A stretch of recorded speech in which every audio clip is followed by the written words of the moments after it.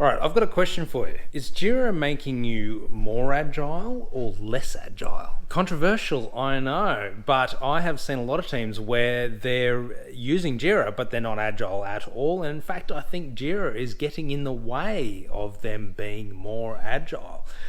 It's a tough one. It's a crazy one. I know. And there's a couple of things that I'm going to point out to why I think that. And there's obviously a bunch of ways that you can then remedy that. Now, firstly, the main thing I see is not being able to differentiate between a sprint backlog and a product backlog. Now, in Jira, it's all in the one screen, right? You go to the backlog screen, and then you've got your product backlog, and then your sprint backlogs in there as well. And a lot of people who've sort of been born into Agile through Jira, which happens a lot. A lot of people start off as developers and so on, and the first instance of using Agile is using Jira, and they think they're one and the same. But there's often that loss of the differentiation between a product backlog and a sprint backlog. You know, the sprint backlog is there for the development team in order to do what they want to do and to deliver their sprint goals, but the product backlog is there for the product owner to own and to adjust accordingly. Now, a lot of people forget that and they don't know the difference between the two. So that's one of the reasons why Jira struggles a little bit. The other thing about the product backlog is that in Jira, it's very common for people to just fill it up and it becomes this massive thing of crazy tickets and it's pages and pages and almost an endless scroll of tickets.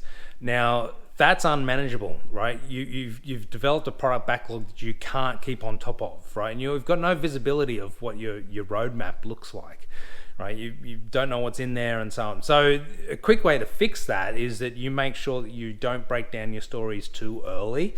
Have your big stories down the bottom of your product backlog and they sort of come up and they emerge as they come up.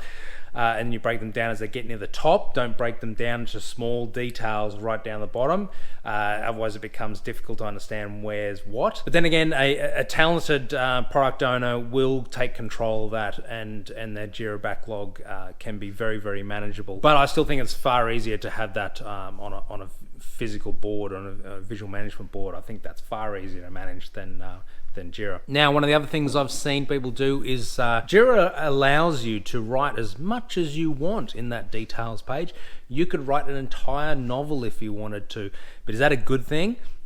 No, of course it's not. Like, that's crazy. One of the things that devs will say very frequently is, I haven't got enough information to start this job. This is too much information. I don't want to read this, right? And there's a reason around that is you've got to be succinct with what you're saying. Now, we recommend that you use physical cards, right? And the whole point of that is, even if you're using Jira as well, use a physical board and there's only a certain amount of room you have to write on those cards. And that makes you think succinctly. It makes you think about what you need to write in order to get your message across, define your objective, what it is you're trying to achieve without writing an entire novel. I've also seen teams when they get too bogged down into the detail, when they're trying to understand a ticket, and then they break it down.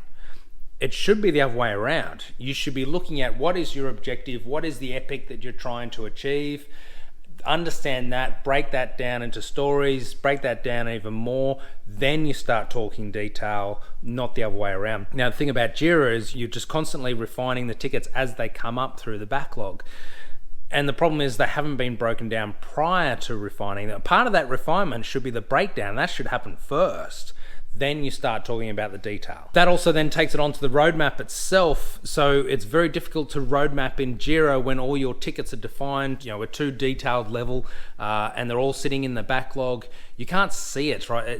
You've got to scroll to be able to see all your tickets. How does that give you an idea of your roadmap? Now, if you've got a wall, right, and you've got up there, you've got your product backlog defined, it gives you a really visible idea of how long your roadmap is. So another thing I see in Jira is people with their columns in their sprint board is they usually start with a few columns, then it grows and grows and grows, and next thing you've got like these 10 different columns because you need to go from development to testing and then to the next thing.